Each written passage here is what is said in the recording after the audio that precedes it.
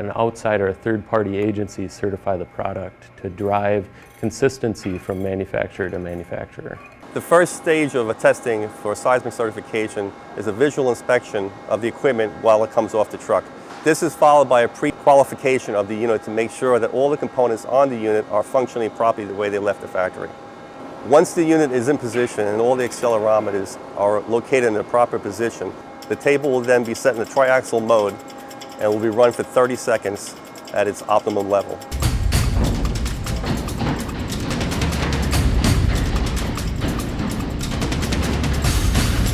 Is that when it comes to seismic performance, Cummins' entire range of products is designed and built to the same standards as the QSK 95.